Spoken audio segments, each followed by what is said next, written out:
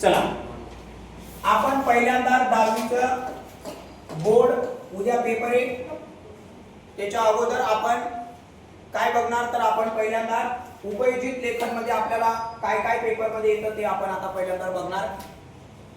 पहिला आहे पत्रलेखन। तुम्हाला पत्रलेखन मध्ये कशा कशाचा अभ्यास करायचा आहे, काय लिहायचं आहे ते पहिल्यांदा आपण इथं बघणार आहे। तुम्हाला पुस्तकाची मागणी करणारे जे पत्र आहे त्याचा पहिल्यांदा अभ्यास करायचा आहे। तो विषय देणार आहे, तुम्हाला काय विषय द्यायची गरज नाही। अमिता काय पत्र लिहितील, कोणाला लिहितील तर मागणी पत्र म्हणजे ते पुस्तकाची मागणी असू द्या किंवा तुम्हाला शालेय क्रीडा साहित्याची मागणी असू द्या किंवा तुम्हाला वृक्षारोपण, वृक्ष तुम्हाला शाळेसाठी आपण गिफ्ट देतोय ते तुम्हाला वृक्षारोपण तुम्हाला मागायचे असू द्या, यासाठी तुम्हाला काय करायचं आहे पत्र लिहायचे। हे 3 मागणी पत्र तुम्ही पाठच करून ठेवा, लिहून काढा, प्रॅक्टिस करायची। त्यानंतर तुमच्या परिसरामध्ये पाणी साचलेले आहे आणि तुम्हाला पीसीएमसीच्या आरोग्य अधिकाऱ्याला काय करायचे आहे तक्रार करायची आहे, त्या तक्रारीबद्दलही तुम्ही पत्र लिहू शकता, याची सुद्धा तुम्हाला। आणि ते तुम्हाला माहिती आहे पत्रामध्ये सगळं येतं, ॲड्रेस बरोबर आहे का नाही, कोणाला पाठवायचं, दिनांक वगैरे सगळं येतं। फक्त तुम्हाला काय करायचं आहे तो पत्राचा नमुना तुम्हाला लक्षात ठेवायचा आहे। त्यानंतर आहे तुमच्या मित्राला संगणक क्लास लावायचा आपण जॉईन करू, विनंती करणारे पत्र लिहायचे तुमच्या मित्राला। दुसरी सगळ्यात महत्त्वाची गोष्ट ते म्हणजे पारितोषिक तुमच्या मित्रांचं काय करणारं पत्र लिहायचंय तुम्हाला, तुमच्या मित्राचं अभिनंदन करणारे पत्र तुम्हाला इथं लिहायचं आहे। तुमच्या मित्राचं अभिनंदन, आता लक्षात ठेवा अभिनंदन विनंती पत्र सुद्धा येऊ शकतं।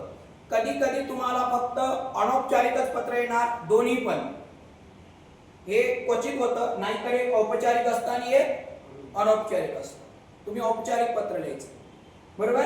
आणि म्हणून इथं अभिनंदन करणारे विनंती करणारे सुद्धा आहे। प्रथम तुझा नंबर आला, पारितोषिक तुला मिळालेलं आहे स्पर्धेमध्ये, बरोबर आहे का नाही। आणि तो कोण पत्र पाठवते तुम्हाला लिहायचं नाहीये, कोण पत्र पाठवते इथं स्वाती आणि सुयश हे पत्र पाठवतात बरोबर। त्या दोन पैकी एक नाव घेऊन तुम्हाला काय करायचं आहे पत्र इथं काय करायचं आहे लिहायचं आहे। क्लिअर। अभिनंदन विनंती आणि मागणी, काय म्हटलं सांगा, अभिनंदन विनंती आणि मागणी करणारे पत्र तुम्हाला काय करायचं आहे लिहायचं आहे। ओके चला, त्यानंतर तुम्हाला लिहायचं आहे जाहिरात लेखन। आपल्याला कोणकोणती जाहिरात येतं इथं बघा, एक आयुर्वेदिक केस तेलाची तुम्हाला आकर्षक जाहिरात तुम्हाला तयार करायची आहे। पेपर मध्ये कोणकोणते पॉइंट येऊ शकतात याच्या बाहेरचा पॉइंट सहसा येणार नाही, मी तुम्हाला सांगतोय, कारण मी अभ्यास करून हे तुमच्यासाठी पॉइंट काढलेले आहेत की या पॉइंटवर तुम्हाला जाहिरात येऊ शकतं। इथं आयुर्वेदिक तेल आहे, पुस्तके आहेत, फुलपाखरांच्या जगामध्ये म्हणजे फुलपाखरू असेल बरोबर आहे का नाही। त्याच्यानंतर तुमचं वृक्ष असेल, रक्तदान शिबिराची तुम्हाला जाहिरात करायची आहे। त्यानंतर तुम्हाला योगा वर्ग, योगा आपले वर्ग असतात, हे मागच्या वर्षी त्याच्या मागच्या वर्षी येऊन गेलेलं आहे, योगा वर्गाची तुम्हाला जाहिरात करायची आहे। आणि छानपैकी इथं चित्र वगैरे पण तुम्हाला काढायचं आहे। आणि जाहिरात करत असताना तुम्हाला स्थळ, काळ, दिनांक, वेळ, ऑफर, काय तुम्ही ऑफर ठेवता आणि चित्र, या सगळ्या गोष्टीचा शॉर्ट मध्ये काय करायचं आहे वापर। पॉइंट कव्हर झाले पाहिजेत ना, जाहिरात लिहिताना स्थळ, काळ, ऑफर काय आहे बरोबर आहे का नाही। त्याच्यानंतर तुम्ही काय गिफ्ट देणार असाल ते, तिथं वेळ, त्याचा पत्ता बरोबर। तर या सगळ्या गोष्टी कव्हर झाल्या पाहिजेत अत्यंत चांगलं व्यवस्थिशीर बॉक्स आखून। ओके, त्याच्यानंतर आरोग्य तपासणी शिबिर आपण घेत असतो नेहमी बरोबर। मानवी जीवनाला टच असणारे सब्जेक्ट आपण याची जाहिरात तुम्हाला येते। त्याच्यानंतर आहे संगणक वर्ग असेल, आपल्याला कॉम्प्युटर, मोबाईल बरोबर आहे का नाही, किंवा एखादं एआयचं मॉडेल वगैरे त्याची पण तुम्हाला जाहिरात वगैरे कसं द्यायची आहे, क्लास जॉईन करू बाबा, आता एआय आता सुट्ट्या लागल्या 10वीच्या नाही का, ते आता आपल्या जीवनाला टच असणार एआय, त्याची सुद्धा तुम्हाला जाहिरात येऊ शकते बरोबर। त्याच्यानंतर मोबाईल बरोबर आहे का नाही, साबण, कृषी शिबिर वगैरे आता भरतात बघा आपल्याकडे, बाजार वगैरे बरोबर आहे का नाही। हे जे विषय आहेत हे मानवी जीवनाला टच करणारे विषय आहेत, याविषयी तुम्हाला जाहिरात येऊ शकते। आता तुम्ही घरी जाऊन याची प्रॅक्टिस करायची आहे, लिहून बघायचं आहे, नुसतं बघून नाही चालणार, तुम्हाला लिहायचं आहे, लिहून तुम्हाला प्रॅक्टिस करायची आहे बरोबर। तर हा झाला आपला जाहिरातीचा विषय। तुम्हाला बातमी लेखन कोणकोणतं येऊ शकतं पेपर मध्ये. क्लिअर. तर हे एक बातमी लेखन तुम्हाला येऊ शकतं. जनता विद्यालय महाड या विद्यालयात नाविन्यपूर्ण पद्धतीने कोणता दिन साजरा करण्यात आला? आपण पर्यावरण दिन. पर्यावरण हा मानवी जीवनाला टच असणारा सब्जेक्ट आहे. तर पर्यावरण दिन साजरा करण्यात आला याविषयी तुम्हाला बातमी येऊ शकते आणि समारंभाची बातमी वगैरे तयार करा. बरोबर आहे का नाही? तुम्ही शाळेमध्ये आता पर्यावरण म्हटलं की लगेच लक्षात ठेवा की तुम्हाला कोणकोणती 4 नंबर मी इथे लिहितोय. तुम्हाला झाडे लावा. बरोबर आहे का नाही? झाडे लावा याची सुद्धा काय येऊ शकते? झाडे लावा जीवन जगवा याची सुद्धा तुम्हाला बातमी येऊ शकते. Related subject. मराठवाड्यात पावसामुळे मोठ्या प्रमाणात काय झालं? वित्तहानी. कोणतं नुकसान झालं मी तिथे लिहिलेलं नाही. वित्तहानी असेल, कृषी हानी असेल. बरोबर आहे का नाही? त्याच्यामुळे 4 बळी गेलेली असतील. अशी सुद्धा तुम्हाला एक प्रकारचं काय येऊ शकते? बातमी येऊ शकते. बरोबर आहे का नाही? आता बातमीमध्ये काय असतं ते मी तुम्हाला सांगतो. त्याच्यानंतर हा एक विषय आहे बातमी लेखनचा. अभिनव विद्यालयामध्ये तुम्हाला भव्य विज्ञान प्रदर्शन. तुमच्या शाळेमध्ये विज्ञान प्रदर्शन भरतं का नाही? भव्य विज्ञान प्रदर्शन भरलेलं आहे. आता मला सांगा तुमच्या शाळेमध्ये एक विज्ञान प्रदर्शन असतं. आणखी काय असतं बरं तुमच्या शाळेमध्ये? तुम्ही आता दररोज शाळेमध्ये जाता, शाळेमध्ये उपक्रम होता. बरोबर आहे का नाही? तुमच्या शाळेमध्ये क्रीडा सप्ताह काय झाला? समाप्त पडला. बरोबर आहे का नाही? तर ते तुमच्या शाळेमध्ये काय पडलाय? क्रीडा सप्ताह. बरोबर आहे का नाही? क्रीडा दिन तुम्ही साजरा करताय. तुमच्या शाळेमध्ये क्रीडा सप्ताह साजरा करताय याची सुद्धा तुम्हाला बातमी येऊ शकते. त्याच्यानंतर तुमच्या शाळेमध्ये काही तुम्ही आरोग्य विषयक शिबिर घेतलं असेल त्याची सुद्धा तुम्हाला जाहिरात येऊ शकते. बरोबर आहे का नाही? तर अशा पद्धतीनं ही जाहिरात येणार. जीवनाशी रिलेटेड असणारे सब्जेक्ट वर तुम्हाला जाहिरात येते. बरोबर. दुसरी गोष्ट सर्वात महत्त्वाचं आहे आपले बातमी लेखन येऊ शकतं. जाहिरात आपण ते घेतलेलं आहे. क्रीडा दिन तुमच्या शाळेमध्ये क्रीडा दिन आपण साजरा केलेला आहे. त्याच्यानंतर एखादा समजा माजी विद्यार्थी आहे तुमचा मित्र, तुमच्या शाळेमध्ये काय आला? प्रथम त्याचा नंबर आला, पारितोषिक त्याला मिळाले. तर त्याच्याबद्दल सुद्धा त्याला काय येऊ शकतं? प्रथम क्रमांक आला त्याबद्दल त्याचं अभिनंदन या मजकुराच्या अंतर्गत पण तुम्हाला काय करायचं येऊ शकतं? बातमी लेखन येऊ शकतं. बरोबर. आता बातमीमध्ये काय लिहिणार? आमच्या वार्ताहराकडून. त्याच्यानंतर इथं दिनांक, ते स्थळाचं नाव लिहायचं, सोलापूर वगैरे काय असेल 2 डॉट. बरोबर आहे का नाही? वार कोण वार असेल ते वाराचं नाव लिहायचंय. बरोबर. 2 डॉट आणि पुढे काय करायचं आहे?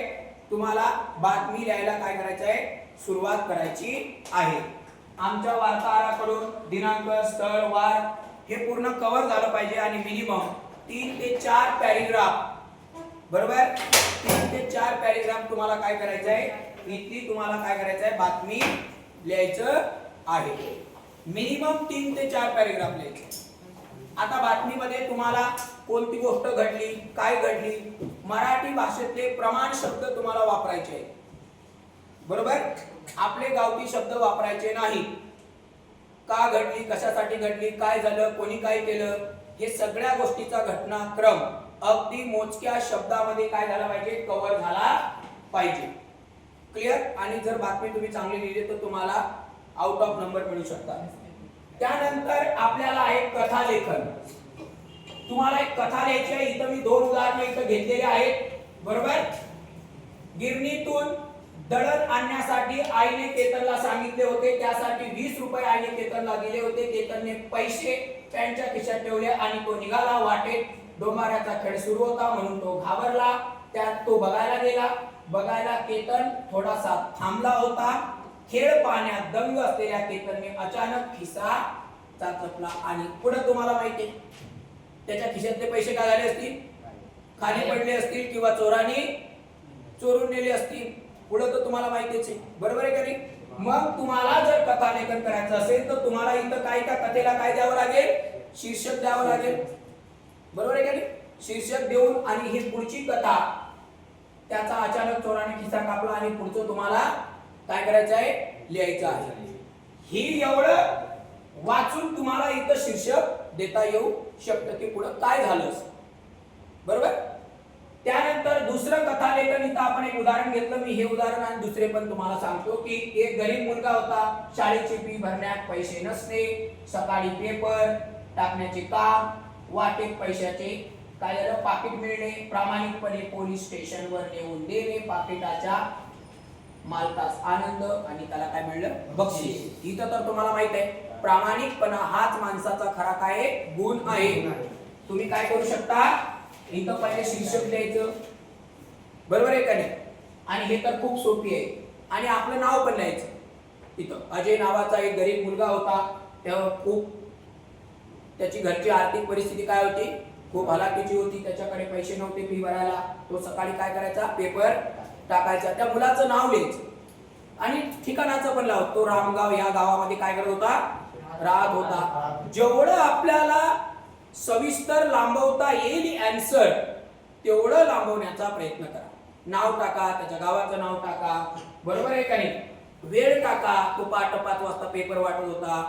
त्याला अनेक असे मित्र भेटले, कष्टाचं फळ त्याला समजून सांगितलं, मग त्याला ते महत्व काय झालं पटवलं. म्हणजे ती कहाणी टर्न करून एंडिंगला पण आपल्याला काय करता येतो, फिरवता येते. म्हणजे टर्न करायची, परत एंडिंगवर आणून सोडायची.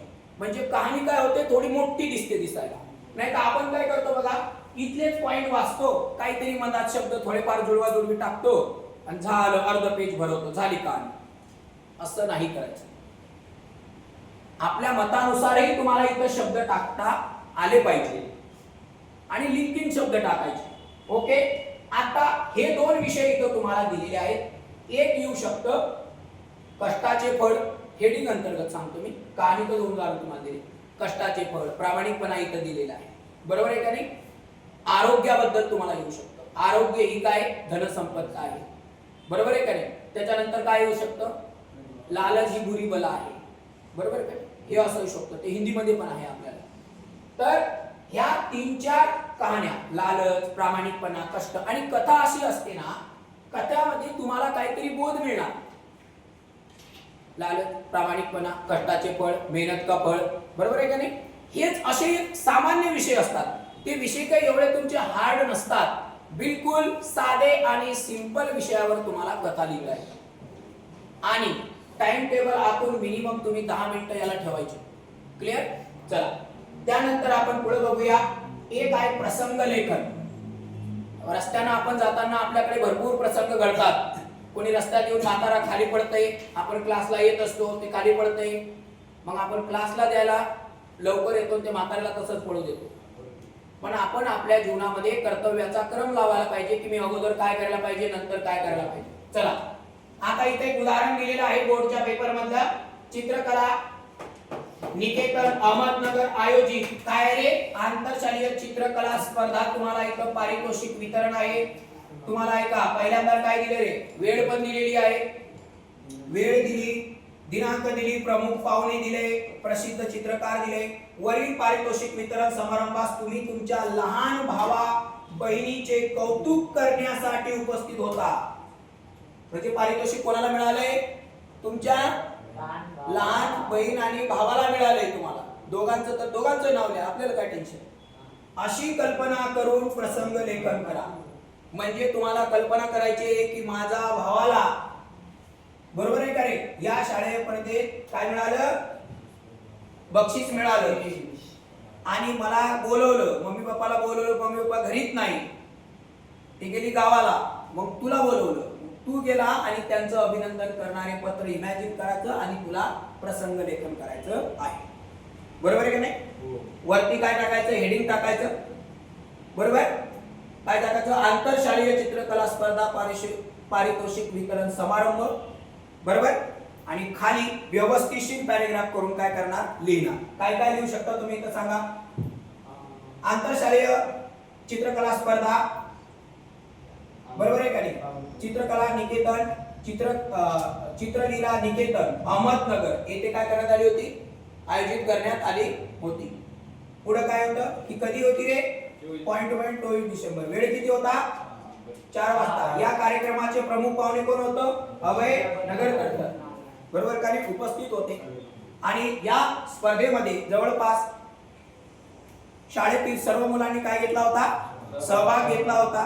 त्यामध्ये माझा भाऊ, त्याचं नाव लिहायचं, बरोबर आहे का नाही, आणि त्याचा प्रथम क्रमांक आला होता आणि त्याला प्रथम क्रमांक मिळाला. अनेक मान्यवरांच्या हस्ते त्याला छान काय मिळाले, पारितोषिक मिळाले. हे बघून माझं मन भरून आलं आणि मी त्या कार्यक्रमाचा एक साक्षीदार होतो. त्यामुळे मला सुद्धा तिथं बोलवण्यात आलं. असं व्यवस्थितशीर स्टेप बाय स्टेप. मग आता इथं पॉईंट काय काय कव्हर करायचे, कधी झाला कार्यक्रम, केव्हा झाला, कुठे झाला, तुमचं मत काय, स्वतःचं मत काय, आणि शेवटचा पॅरेग्राफ लिहायचा माझ्या मते, बरोबर आहे का नाही. हा कार्यक्रम अत्यंत उत्तम असा पार पडला. आभार प्रदर्शन यांनी केले, बरोबर आहे का नाही. अध्यक्षांच्या मनोगतामधून मला हे कळालं. अनेक मुलांचे हास्य चेहरे बघून, या चित्रकला स्पर्धेतील त्यांच्यातील गुण बघून खऱ्या अर्थानं हे नवीन भारताचं भवितव्य आहे, बरोबर आहे का नाही, असं मला वाटलं, बरोबर आहे का नाही. एक आपण आपली थिंकिंग प्रसंग लेखनामध्ये आपल्याला आपले थिंकिंग, आपले विचार तुम्हाला काय करायचे असतात, तिथं मांडायचे असतात. त्यानंतर इथं आहे मराठी भाषा दिन. हे बरेच वेळा पेपरला येतं, बरोबर आहे का नाही. मराठी भाषा दिनाबद्दल तुम्हाला एक प्रसंग लेखन करायचं आहे. बोर्डाच्या पेपर मधला हा क्वेश्चन आहे. काव्य वाचन, कथा लेखन, नाट्यप्रयोग, गीत नाटक, विविध कार्यक्रमाची मेजवानी, वरील सोहळ्यास तुम्ही उपस्थित होता अशी कल्पना करा आणि प्रसंग लेखन करा. हेडिंग टाकायचं. मराठी भाषा तुम्हाला माहिती आहे, मराठी भाषेतील सगळे लिहायचे, वेगवेगळ्या प्रकारचे तिथं लेखक उपस्थित होते. त्या लेखकांची नावं पण लिहायची, गदी माडगुळकर, वि वा शिरवाडकर, बरोबर आहे का नाही. खूप चांगल्या लेखकांची नावं लिहायची. काने सर, खूप असे वेगवेगळे, देशमुख सर यांची नावं लिहायची.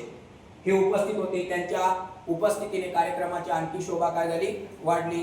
त्याच्यानंतर मराठी भाषा दिनाच्या निमित्ताने तिथं विविध पुस्तकाचा प्रकाशन सोहळा काय झाला होता, भरवण्यात आला होता. मराठी भाषेचं सौंदर्य वाढवणारी विविध पुस्तके तिथं उपस्थित होती. लाखोचे भाविक, लाखोचे मराठी भाषिक प्रेमी तिथं काय होते, उपस्थित होते, बरोबर आहे का नाही.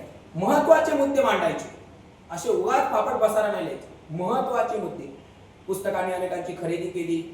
मराठी भाषा विविध भागातील, महाराष्ट्रातील विविध जिल्ह्यातून तिथं विविध भाषा बोलणारे लोक तिथं उपस्थित होते. लेखक उपस्थित होते, शायर, कादंबरीकार, कथाकार उपस्थित होते. असे फटाफट प्रामाणिक शब्द असे वापरायचे आणि त्यांनी आपल्या भाषणातून आपल्या भाषेचं, विविध महाराष्ट्रातील कान्याकोपऱ्यात बोललेल्या गेलेल्या भाषेचं सौंदर्य आपल्या भाषेतून काय केलं, व्यक्त केलं. ही खऱ्या अर्थानं आपल्या मराठी भाषेची काय आहे, एक खूबसूरती आहे, एक सौंदर्य आहे, एक अलंकारिक सौंदर्य आहे. असे ताकदवान शब्द वापरायचे. आपण जे इथं गावठी बोलतो ना, असे शब्द लिहिताना प्रमाणित नसतात आणि हे प्रॅक्टिस नच होतं. मला एक सांगा, इथं ऑलरेडी तुम्हाला मुद्दे दिले. अनेक नाटककारांनी तिथं नाट्य प्रयोग करून दाखवले. अनेक मराठी गीतकारांनी तिथं गीत गायन केले. शाळेतील मुलांनी तिथं गीत गायन केले. तुम्ही याचे जरी केले, अनेक काव्यवाचकांनी मुलांनी काव्यवाचकांनी तिथं काव्यवाचन केले. कथानकांनी काय केलं, तिथं कथानक सादर केलं. हे बघून सगळ्यांनी काय केलं, टाळ्या वाजवल्या. म्हणजे तुम्ही याचे जरी वाक्य बनवले तरी 10-12 वाक्य झाले. पण त्याच्या आजूबाजूला फिरून आणि तुझं इमॅजिन करून तू काय करू शकतो, आणखी लिहू शकतो ना. आणि परीक्षकाला तपासायला हे महत्वाचं असतं, समजलं. त्यामुळे सविस्तर लिहा. हे प्रसंग लेखन आहे. आणि दुसरं प्रसंग लेखन असतो की बाबा तू अचानक क्लासला चालला, शाळेला गेला आणि अचानक एखादा म्हातारा काय झाला, रस्त्यात पडला, तर अशा वेळेस तू तिथं उपस्थित होता, तर तू काय करणार, बरोबर आहे का नाही. ही इमॅजिन करा किंवा खरोखरच तर त्याच्यावरची पण आपल्याला काय करू शकतं, येऊ शकतं. त्याच्यानंतर तू एका कृषी प्रदर्शनाला काय केली, भेट दिली. विज्ञान प्रदर्शनाला काय दिली, भेट दिली, बरोबर आहे का नाही. त्याच्यानंतर तू साखर कारखान्याला काय केली, भेट दिली. विविध उद्योगांना भेट दिली. असं इमॅजिन करून सुद्धा तुला काय करायचं आहे, प्रसंग लेखन लिहायचं आहे. एखाद्या दुष्काळग्रस्त भागाला तू भेट दिली, बरोबर आहे का नाही. तिथं तू बघितलं, लोकांच्या समस्या बघितल्या, प्रदूषण बघितलं. हे मानवी जीवनाला टच असणारे सब्जेक्ट आहेत. तर अशा विषयी तुम्हाला प्रसंग लेखन 100% पेपरमध्ये येणार आहे. ओके, चला आता आपण पुढे जाऊया. आत्मकथन. आत्मकथन म्हणजे काय, मी स्वतः बोलतोय. आत्मकथन म्हणजे काय असतं, मी स्वतः बोलतोय. हे दोन्ही बोर्डाचे पेपरातले प्रश्न आहेत 2024-2025 तुमच्या समोर आहे. कळालं? आता आहे नदी. मी नदी बोलते असं म्हणत असतात. मी नदी बोलते, मला पण काय आहे, भावना आहे आणि माझी उपयुक्तता जगात सगळ्यात मोठी आहे. पण तुम्हाला ते माझं महत्व पटल तर कसं ना? हे पॉइंट घेऊन तुम्हाला काय करायचे, याची मला खंत वाटतंय, कारण माझं कार्य अफाट आहे. अनेक नद्या मला येऊन मिळतात, मी समुद्राला मिळते आणि तुमच्या समोर आज संपूर्ण विश्व जिवंत ठेवण्याचं मी काम करते. पण या मानवानं त्याच्या हव्याचा पोटी मला काय केलेलं आहे, प्रदूषित केलेलं आहे. असं आत्मकथन लिहायचं असतं, कळत आणि प्रमाण भाषेत लिहायचं असतं. एक वाक्य दुसऱ्यावर डिपेंड. मी तुम्हाला सांगतो, मराठी आणि इतिहास आणि भूगोल हे 3 पेपर असे आहेत की एका वाक्यावर दुसरं वाक्य काय असतं, डिपेंड असतं. फक्त आपलं काय माहित पाहिजे, आपल्याला आपलं वाचन तेवढं पाहिजे. समजलं? हे तुम्हाला इथं आता मी समजून दिल्याच्या नंतर ह्या 2 गोष्टी लिहायच्या आहेत. त्यानंतर आहे वृक्ष. सगळ्यांना माहिती आहे की वृक्षवल्ली आम्हा सोयरे. लोकसंख्या आता वाढत चालली आहे, बरोबर आहे का नाही? मी वृक्ष आहे, आत्मकथन आहे ते.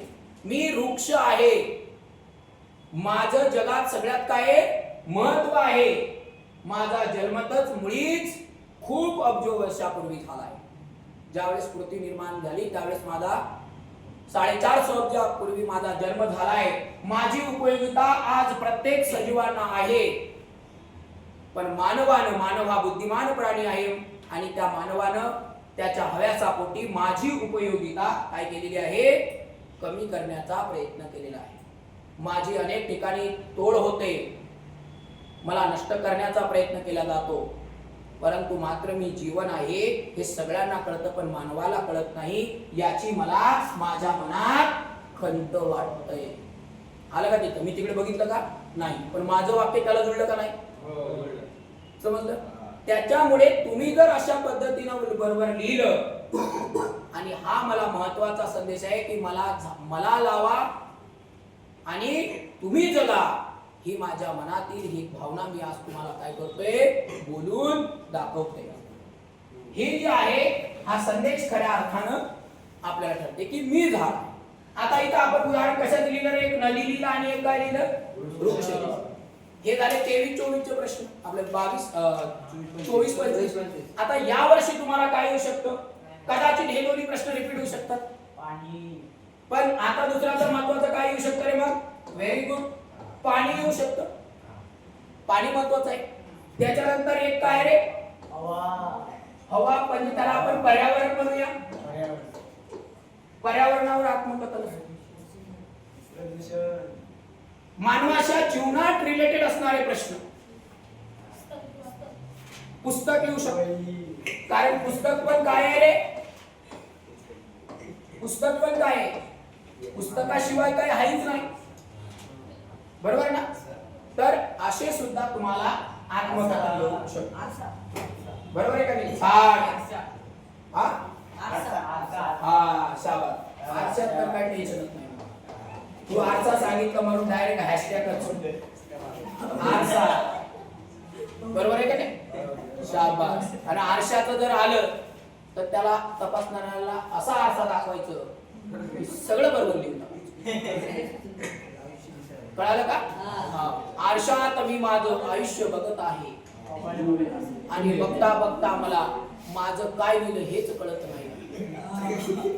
असं करायचं नाही, नाही तर आणखी लोचा व्हायचं. कळलं का नाही? तो म्हणणार मी पण तुला आरसा दाखवतो की 1 पैकी 0 देऊ का काय देऊ मला हेच कळत नाही आहे, कारण तूच माझ्याकडे लिहिता बघत आहे. परत लोचा व्हायचं. लक्ष दे. त्याच्यानंतर आहे वैचारिक लेखन. काय रे? वैचारिक लेखन. 24-25 प्रदूषण, समस्या आणि उपाय. मानवी जीवनाचा थेट संबंध असणारा विषय इथं आलेला आहे. मी माझ्या देशाचा नागरिक हा एक आलेला आहे. आता इथं 3 मुद्दे मला जे वाटतात ते मी लिहिलेले आहे. AI मुळे मानवी जीवनात झालेले बदल, पर्यावरण एक जागतिक काय समस्या, पाणी, झाडे वाचवा आणि जीवन वाचवा. मला जे वाटतंय की बाबा या विषयावर वैचारिक लेखन येऊ शकतं, ते हे तुमच्या समोर मांडलेले 5 विषय आहेत. आता वैचारिक लेखनामध्ये तुम्हाला तुमचं मत ओवी अशा छान पैकी व्यवस्थित लिहायचं. आपण एक उदाहरण घेऊया. मी माझ्या देशाचा नागरिक आहे. मी माझ्या देशाचा नागरिक आहे. ज्या पद्धतीनं मला संविधानानं माझे अधिकार दिलेले आहेत त्याच पद्धतीनं मला माझे कर्तव्य सुद्धा दिलेले आहे. पण याचं पालन करणं हे माझंच नाही तर सर्व प्रत्येक नागरिकांचं हे आद्य कर्तव्य आहे. आणि ते कर्तव्य सोडून कर्तव्याला अनुसरून मी माझे काम करत असतो. पण शासनाने दिलेले अधिकार, नियम, माझ्या देशाचा मान आणि सन्मान मी हे सर्व डोळ्यासमोर ठेवून आज मी माझा आदर्श नागरिक, भारत देशाचा आदर्श नागरिक होण्याचा मी प्रयत्न करतो. या सर्वांच्या गोष्टीत शिक्षण हे फार महत्वाचं. असं कळक मध्ये तुम्ही शाळेमध्ये भाषण करता की नाही? बरोबर. शाळेमध्ये भाषण लिहिलं की आपण खिशातून चिठ्ठी काढतोच. लगेच चिठ्ठी केलं बरोबर आहे का नाही? तर आपल्याला तुम्हाला पण इथं तसंच करायचं आहे. फक्त प्रमाण भाषा वापरायची. मले तुले इथं करायचं नाही. इथं कोणती भाषा वापरायची आहे तुम्हाला? प्रमाण भाषा वापरायची. हे 5 विषय लक्षात ठेवा. 100% तुम्हाला चांगले मार्क्स मिळतील. आणि नुसतं एक विषय नाही. आता तुम्हाला माहिती आहे की पेपर मध्ये हेच येत आहे. मग आता काय टेन्शन काय आहे? तुम्हाला फक्त काय करायचं आहे? काय करायचं आहे? वाचन करायचं आहे. जर तुम्ही चांगल्या पद्धतीने वाचन केलं तर 100% काय होणार? तुमचा पेपर चांगला जाणार. आता आपण तुम्हाला काय बघितलं इथं? रायटिंग स्किल सगळं तुम्हाला दाखवलं. समजलं? आता तुम्ही काय करायचं? वही आणि पेन काढायचं. वही आणि पेन काढल्याच्या नंतर हे सगळं लिहून घ्यायचं. आणि आपण जर तुमच्यावर देवाने कृपा केली तर 100% तुम्हाला हे रायटिंग स्किल किती मार्काचं आहे तुम्हाला माहिती, बरोबर आहे का नाही? आणि मी अभ्यास करून ह्या सगळ्या गोष्टी तुमच्या समोर मांडल्यात. दरवर्षी तर आपण सांगलेलं पेपर मध्ये येतं, यावर्षी आलं तर तुमचं चांगलं नशीब. आपलं तुम्ही फक्त प्रामाणिकपणे प्रयत्न करायचा. ओके, ठीक आहे. चला लिहा, वह्या काढा पटकन.